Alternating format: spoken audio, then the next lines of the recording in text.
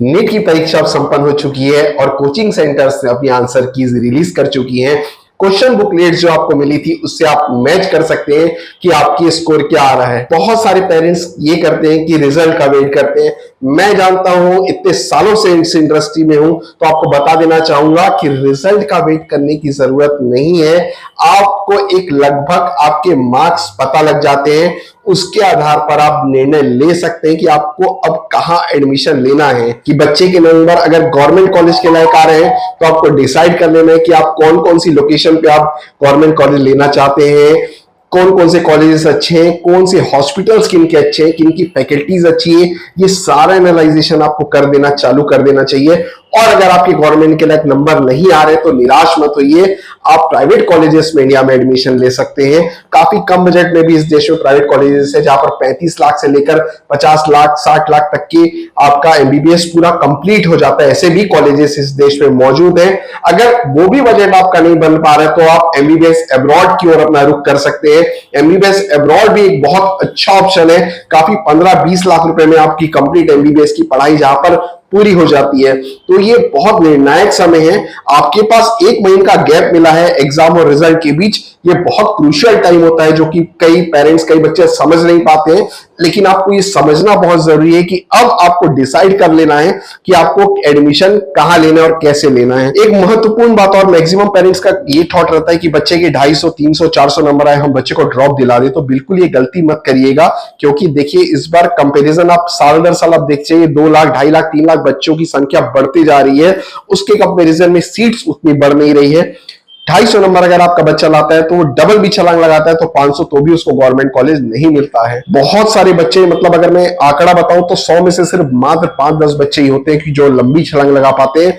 90% बच्चे इतनी लंबी छलांग नहीं लगा पाते हैं।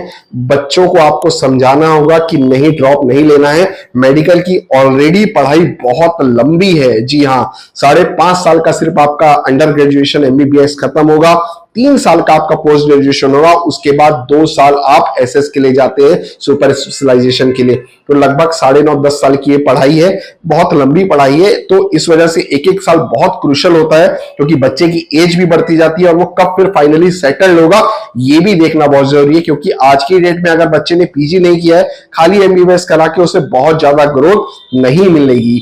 इस वजह से ये जो 30 दिन है इसका उपयोग करिए। मैं ये नहीं कहता कि आप हमारे पास आइए, आपको एक अच्छे काउंसलर की जरूरत होती है।